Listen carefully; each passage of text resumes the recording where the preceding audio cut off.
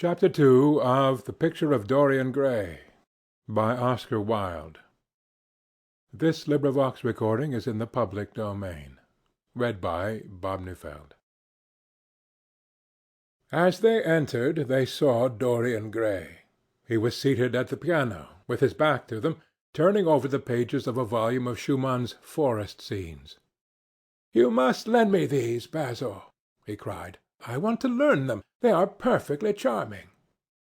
"That entirely depends on how you sit to-day, Dorian." "Oh, I am tired of sitting, and I don't want a life-size portrait of myself," answered the lad, swinging round on a music-stool in a wilful, petulant manner.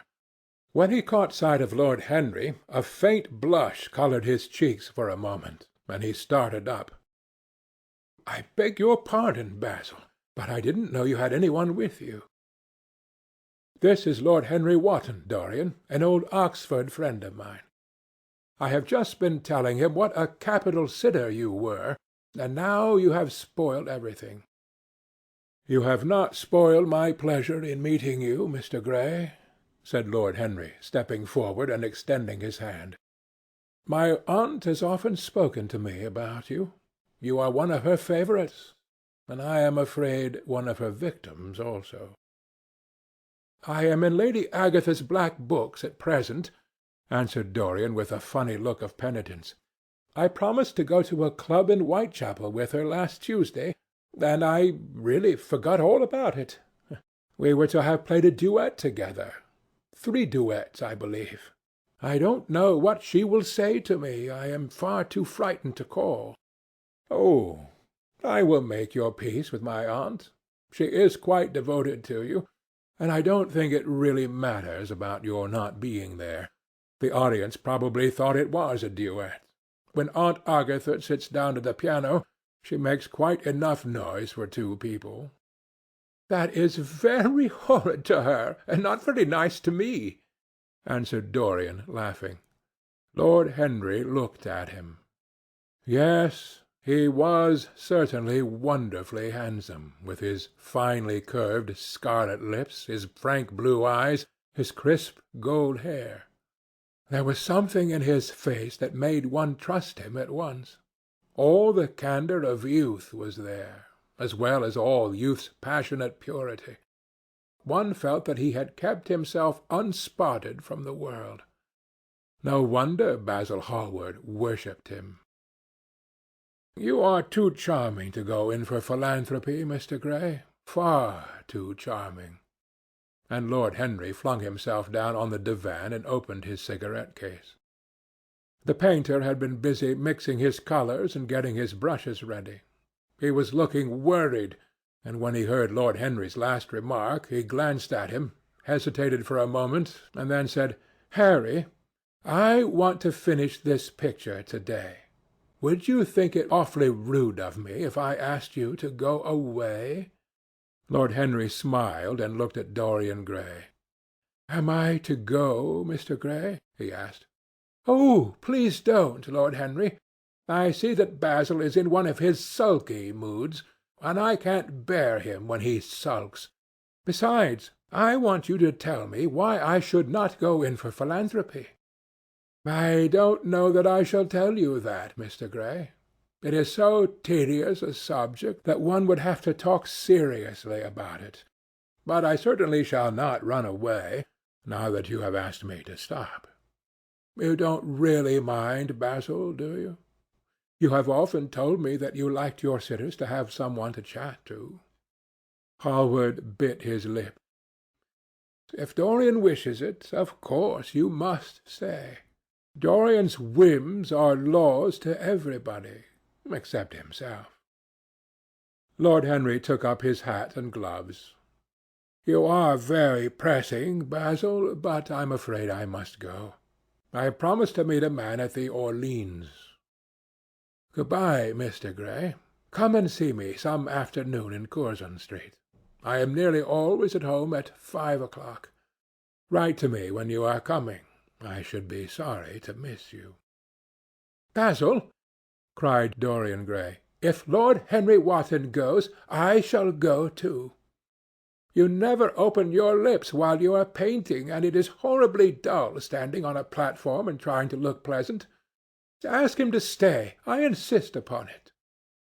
"Stay, Harry, to oblige Dorian and to oblige me," said Hallward, gazing intently at his picture. "It is quite true. I never talk when I am working, and never listen either, and it must be dreadfully tedious for my unfortunate sitters. I beg you to stay." "But what about my man at the Orleans?" The painter laughed. "I don't think there will be any difficulty about that. Sit down again, Harry. And now, Dorian, get up on the platform, and don't move about too much, or pay attention to what Lord Henry says. He has a very bad influence over all his friends, with the single exception of myself." Dorian Gray stepped on the dais with the air of a young Greek martyr, and made a little moue of discontent to Lord Henry, to whom he had rather taken a fancy. He was so unlike Basil. They had made a delightful contrast, and he had such a beautiful voice. After a few moments he said to him, "Have you really a very bad influence, Lord Henry? As bad as Basil says?" "There is no such thing as a good influence, Mr. Gray. All influence is immoral. Immoral from the scientific point of view." "Why?" "Because to influence a person is to give him one's own soul. He does not think his natural thoughts or burn with his natural passions. His virtues are not real to him. His sins, if there are such things as sins, are borrowed. He becomes an echo of someone else's music, an actor of a part that has not been written for him. The aim of life is self-development, to realize one's nature perfectly. That is what each of us is here for. People are afraid of themselves nowadays. They have forgotten the highest of all duties, the duty that one owes to oneself. Of course they are charitable, they feed the hungry and clothe the beggar, but their own souls starve and are naked. Courage has gone out of our race. Perhaps we never really had it. The terror of society, which is the basis of morals, the terror of God, which is the secret of religion, these are the two things that govern us. And yet— "Just turn your head a little more to the right, Dorian, like a good boy," said the painter, deep in his work, and conscious only that a look had come into the lad's face that he had never seen there before. "And yet," continued Lord Henry, in his low musical voice, and with that graceful wave of the hand that was always so characteristic of him, and that he had even in his Eton days, "I believe that if one man were to live out his life fully and completely, were to give form to every feeling, expression to every thought, reality to every dream, I believe that the world would gain such a fresh impulse of joy that we would forget all the maladies of medievalism and return to the Hellenic ideal, to something finer, richer than the Hellenic ideal, it may be. But the bravest man amongst us is afraid of himself. The mutilation of the savage has its tragic survival in the self-denial that mars our lives. We are punished for our refusals. Every impulse that we strive to strangle broods in the mind and poisons us. The body sins once and has done with its sin, for action is a mode of purification. Nothing remains then but the recollection of a pleasure or the luxury of a regret. The only way to get rid of a temptation is to yield to it. Resist it, and your soul grows sick with longing for the things it has forbidden to itself, with desire for what its monstrous laws have made monstrous and unlawful. It has been said that the great events of the world take place in the brain. It is in the brain, and the brain only, that the great sins of the world take place also. You, Mr. Gray, you yourself, With your rose-red youth and your rose-white boyhood, you have had passions that have made you afraid, thoughts that have filled you with terror, day-dreams and sleeping dreams whose mere memory might stain your cheek with shame." "Stop!" faltered Dorian Gray. "Stop! You bewilder me. I don't know what to say. There is some answer to you, but I cannot find it. Don't speak. Let me think. Or rather, let me try not to think." For nearly 10 minutes he stood there, motionless, with parted lips and eyes strangely bright. He was dimly conscious that entirely fresh influences were at work within him. Yet they seemed to him to have come really from himself. The few words that Basil's friend had said to him, words spoken by chance, no doubt, and with wilful paradox in them, had touched some secret chord that had never been touched before, but that he felt was now vibrating and throbbing to curious pulses. Music had stirred him like that. Music had troubled him many times, but music was not articulate. It was not a new world, but rather another chaos that it created in us. Words, mere words, how terrible they were, how clear and vivid and cruel. One could not escape from them, and yet what a subtle magic there was in them. They seemed to be able to give a plastic form to formless things, and to have a music of their own as sweet as that of viol or of flute. Mere words! Was there anything so real as words? Yes, there had been things in his boyhood that he had not understood. He understood them now. Life suddenly became fiery-coloured to him. It seemed to him that he had been walking in fire. Why had he not known it? With his subtle smile Lord Henry watched him. He knew the precise psychological moment when to say nothing. He felt intensely interested. He was amazed at the sudden impression that his words had produced, and remembering a book that he had read when he was 16, a book which had revealed to him much that he had not known before, he wondered whether Dorian Gray was passing through a similar experience. He had merely shot an arrow into the air. Had it hit the mark? How fascinating the lad was!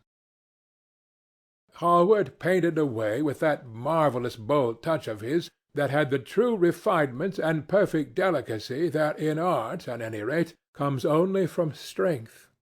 He was unconscious of the silence. "Basil, I am tired of standing," cried Dorian Gray suddenly. "I must go out and sit in the garden. The air is stifling here." "My dear fellow, I am so sorry.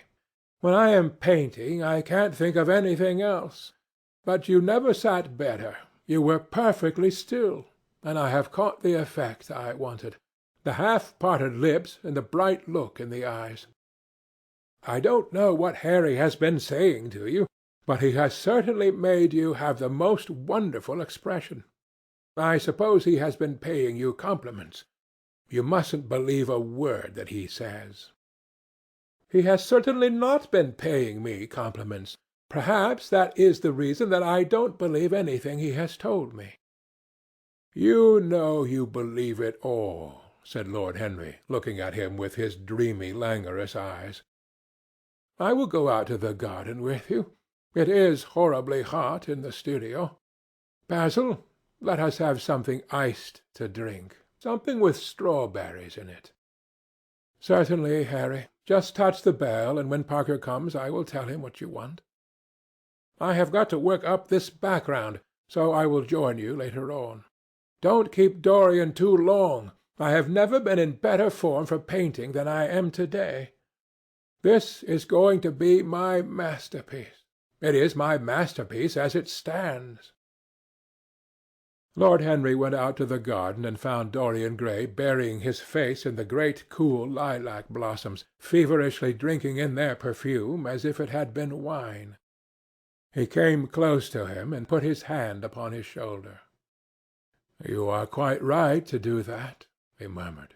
"Nothing can cure the soul but the senses, just as nothing can cure the senses but the soul." The lad started and drew back. He was bareheaded, and the leaves had tossed his rebellious curls and tangled all their gilded threads. There was a look of fear in his eyes, such as people have when they are suddenly awakened. His finely chiselled nostrils quivered, and some hidden nerve shook the scarlet of his lips and left them trembling. "Yes," continued Lord Henry, "that is one of the great secrets of life, to cure the soul by means of the senses, and the senses by means of the soul. You are a wonderful creation. You know more than you think you know, just as you know less than you want to know." Dorian Gray frowned and turned his head away. He could not help liking the tall, graceful young man who was standing by him. His romantic, olive-coloured face and worn expression interested him. There was something in his low, languid voice that was absolutely fascinating. His cool, white, flower-like hands, even, had a curious charm. They moved, as he spoke, like music, and seemed to have a language of their own. But he felt afraid of him, and ashamed of being afraid. Why had it been left for a stranger to reveal him to himself? He had known Basil Hallward for months, but friendship between them had never altered him. Suddenly there had come some one across his life who seemed to have disclosed to him life's mystery. And yet what was there to be afraid of? He was not a schoolboy or a girl. It was absurd to be frightened. "Let us go and sit in the shade," said Lord Henry. "Parker has brought out the drinks, and if you stay any longer in this glare you will be quite spoiled, and Basil will never paint you again. You really must not allow yourself to become sunburnt. It would be unbecoming." "What can it matter?" cried Dorian Gray, laughing, as he sat down on the seat at the end of the garden. "It should matter everything to you, Mr. Gray." "Why?" "Because you have the most marvellous youth, and youth is the one thing worth having." "I don't feel that, Lord Henry." "No, you don't feel it now. Some day, when you are old and wrinkled and ugly, when thought has seared your forehead with its lines and passion branded your lips with its hideous fires, you will feel it. You will feel it terribly. Now, wherever you go, you charm the world. Will it always be so? You have a wonderfully beautiful face, Mr. Gray. Don't frown. You have. In beauty is a form of genius, is higher, indeed, than genius, as it needs no explanation. It is of the great facts of the world, like sunlight or springtime, or the reflection in dark waters of that silver shell we call the moon. It cannot be questioned. It has its divine right of sovereignty. It makes princes of those who have it. You smile? Ah, when you have lost it, you won't smile. People say sometimes that beauty is only superficial. That may be so, but at least it is not so superficial as thought is. To me, beauty is the wonder of wonders. It is only shallow people who do not judge by appearances. The true mystery of the world is the visible, not the invisible. Yes, Mr. Gray, the gods have been good to you, but what the gods give they quickly take away. You have only a few years in which to live really, perfectly, and fully.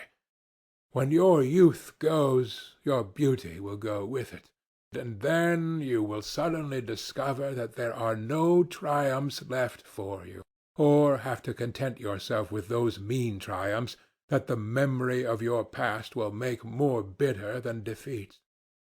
Every month as it wanes brings you nearer to something dreadful. Time is jealous of you, and wars against your lilies and your roses. you will become sallow and hollow-cheeked and dull-eyed. You will suffer horribly. Ah, realize your youth while you have it. Don't squander the gold of your days, listening to the tedious, trying to improve the hopeless failure, or giving away your life to the ignorant, the common, and the vulgar. These are the sickly aims, the false ideals of our age. Live! Live the wonderful life that is in you. Let nothing be lost upon you. Be always searching for new sensations. Be afraid of nothing. A new hedonism. That is what our century wants. You might be its visible symbol. With your personality there is nothing you could not do. The world belongs to you for a season. The moment I met you, I saw that you were quite unconscious of what you really are, of what you really might be. There is so much in you that charmed me that I felt I must tell you something about yourself. I thought how tragic it would be if you were wasted. For there is such a little time that your youth will last, such a little time. The common hill flowers wither, but they blossom again. The laburnum will be as yellow next June as it is now. In a month there will be purple stars in the clematis, and year after year the green night of its leaves will hold its purple stars. But we never get back our youth. The pulse of joy that beats in us at 20 becomes sluggish. Our limbs fail, our senses rot.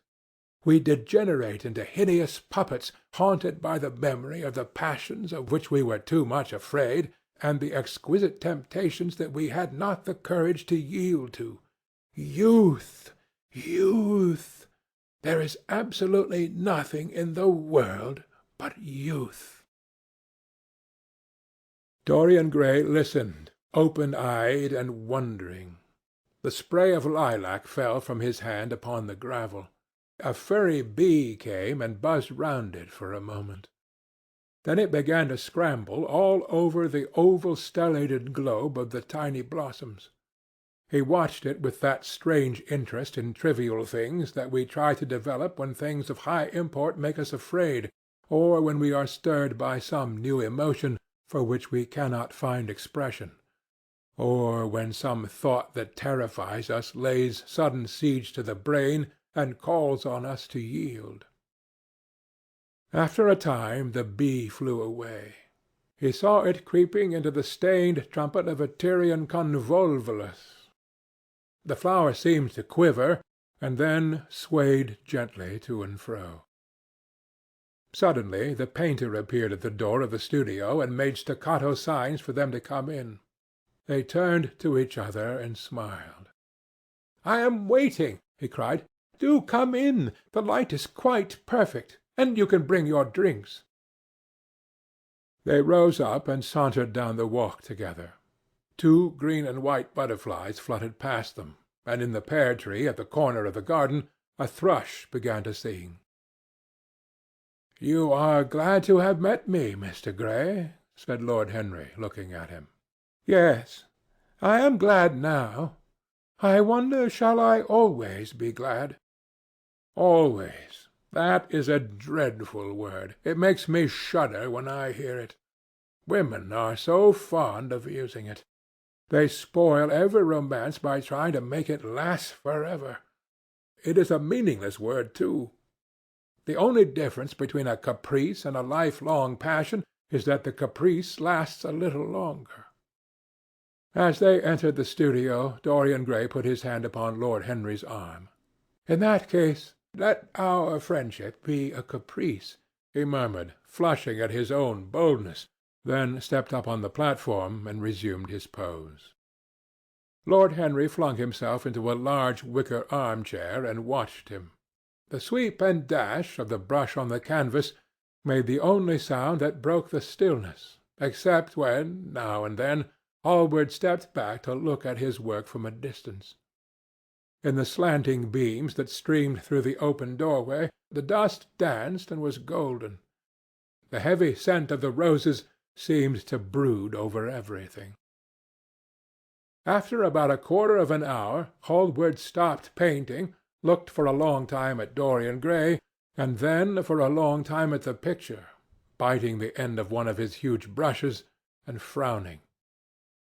"It is quite finished," he cried at last, and stooping down he wrote his name in long vermilion letters on the left-hand corner of the canvas.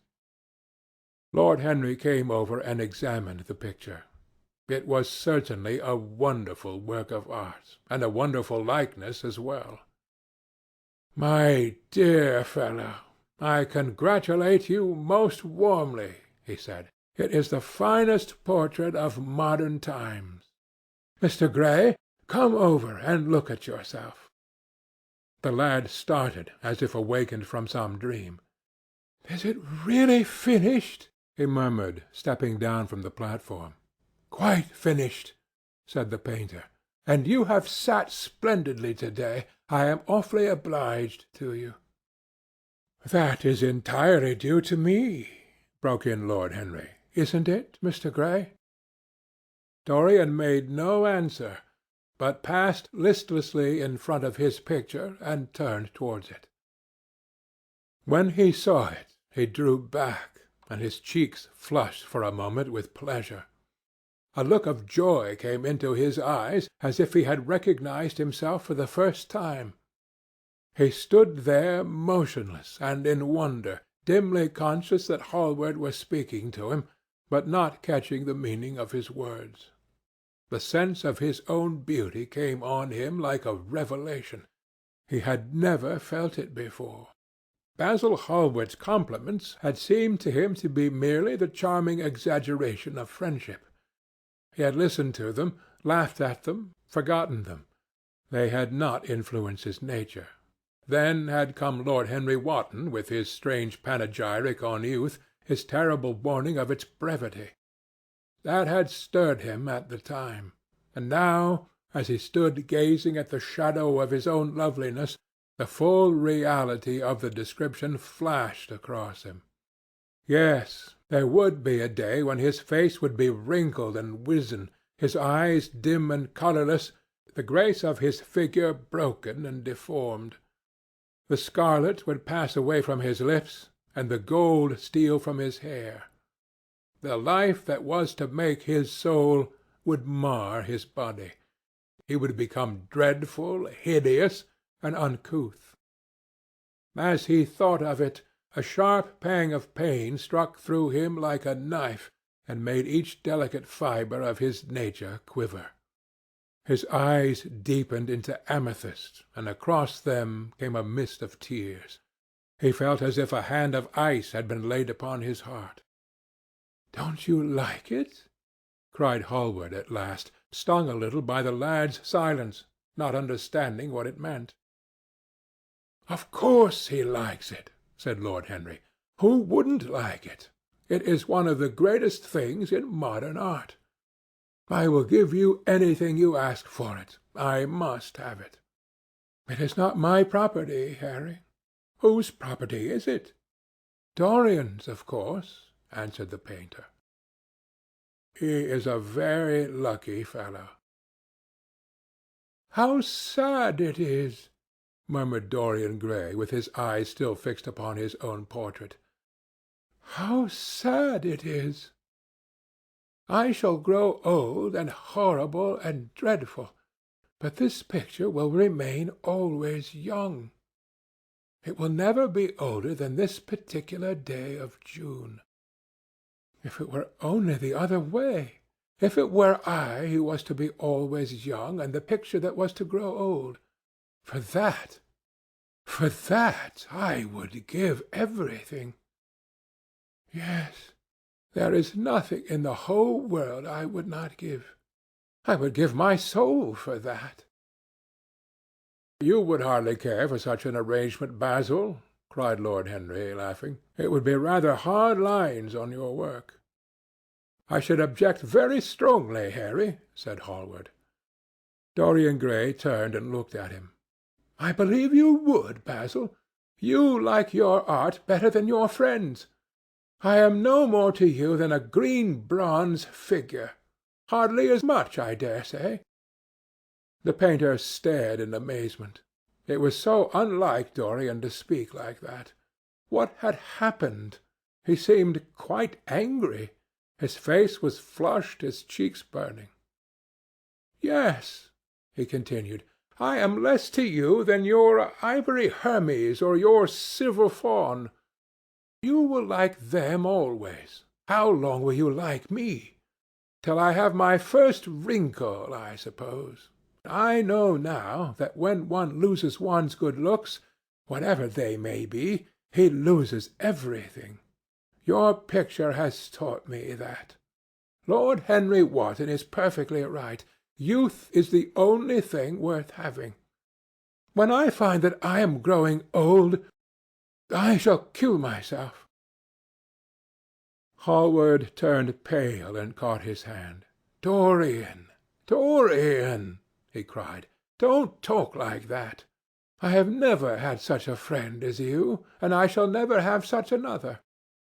You are not jealous of material things, are you? You who are finer than any of them." "I am jealous of everything whose beauty does not die. I am jealous of the portrait you have painted of me. Why should it keep what I must lose? Every moment that passes takes something from me and gives something to it. Oh, if it were only the other way! If the picture would change, and I could be always what I am! Why did you paint it? It will mock me some day, mock me horribly." The hot tears welled into his eyes. He tore his hand away, and flinging himself on the divan, he buried his face in the cushions as though he was praying. "This is your doing, Harry," said the painter bitterly. Lord Henry shrugged his shoulders. "It is the real Dorian Gray, that is all." "It is not." "If it is not, what have I to do with it?" "You should have gone away when I asked you," he muttered. "I stayed when you asked me," was Lord Henry's answer. "Harry, I can't quarrel with my two best friends at once, but between you both you have made me hate the finest piece of work I have ever done, and I will destroy it. What is it but canvas and colour? I will not let it come across our 3 lives and mar them." Dorian Gray lifted his golden head from the pillow, and with pallid face and tear-stained eyes looked at him as he walked over to the deal painting table that was set beneath the high-curtained window. What was he doing there? His fingers were straying about among the litter of tin tubes and dry brushes, seeking for something. Yes, it was for the long palette-knife, with its thin blade of lithe steel. He had found it at last. He was going to rip up the canvas. With a stifled sob the lad leaped from the couch, and rushing over to Hallward, tore the knife out of his hand and flung it to the end of the studio. "Don't, Basil, don't!" he cried. "It would be murder." "I am glad you appreciate my work at last, Dorian," said the painter coldly, when he had recovered from his surprise. "I never thought you would." "Appreciate it? I am in love with it, Basil. It is part of myself. I feel it." "Well, as soon as you are dry, you shall be varnished and framed and sent home. Then you can do what you like with yourself." And he walked across the room and rang the bell for tea. "You will have tea, of course, Dorian? And so will you, Harry? Or do you object to such simple pleasures?" "I adore simple pleasures," said Lord Henry. "They are the last refuge of the complex. But I don't like scenes, except on the stage. What absurd fellows you are, both of you! I wonder who it was defined man as a rational animal. It was the most premature definition ever given." Man is many things, but he is not rational. I am glad he is not, after all, though I wish you chaps would not squabble over the picture. You had much better let me have it, Basil. This silly boy doesn't really want it, and I really do." "If you let any one have it but me, Basil, I shall never forgive you," cried Dorian Gray. "And I don't allow people to call me a silly boy. You know the picture is yours, Dorian. I gave it to you before it existed. And you know that you have been a little silly, Mr. Gray, and that you don't really object to being reminded that you are extremely young." "I should have objected very strongly this morning, Lord Henry." "Ah, this morning. You have lived since then." There came a knock at the door, and the butler entered with a laden tea-tray and set it down upon a small Japanese table. There was a rattle of cups and saucers and the hissing of a fluted Georgian urn. 2 globe-shaped china dishes were brought in by a page.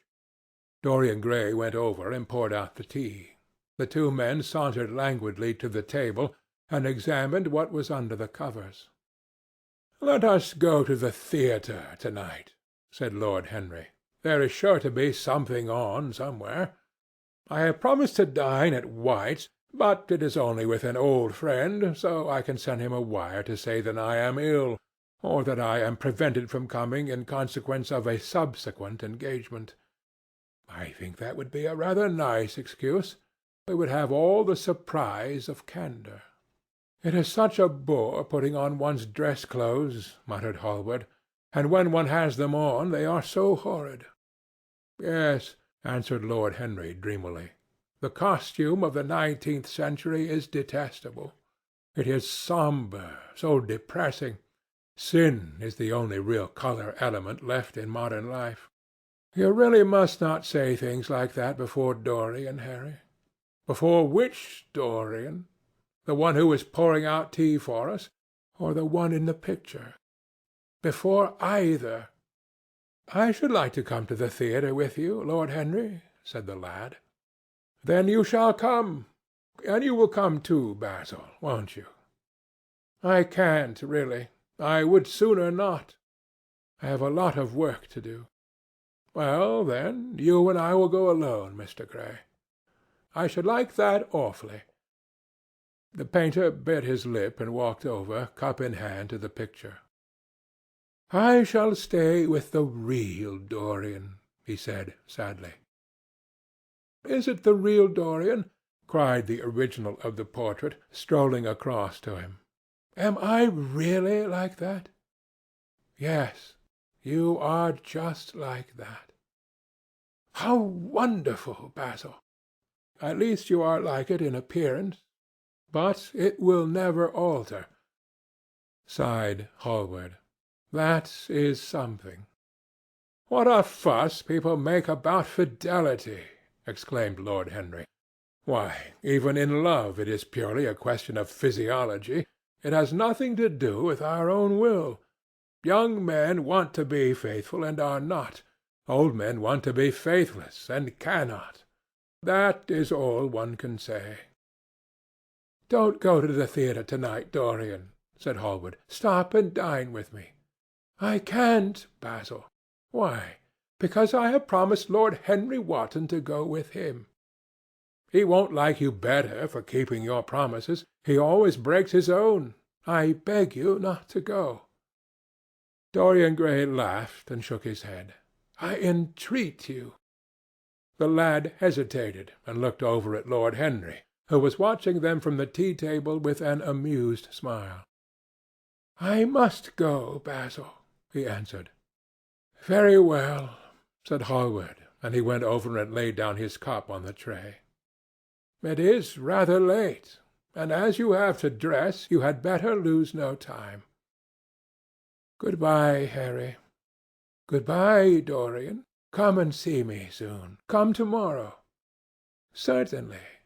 You won't forget?" "No, of course not," cried Dorian. "And Harry." "Yes, Basil?" remember what I asked you when we were in the garden this morning." "I have forgotten it." "I trust you." "I wish I could trust myself," said Lord Henry, laughing. "Come, Mr. Gray, my hansom is outside, and I can drop you at your own place. Good-bye, Basil. It has been a most interesting afternoon." As the door closed behind them, the painter flung himself down on a sofa, and a look of pain came into his face. Chapter 2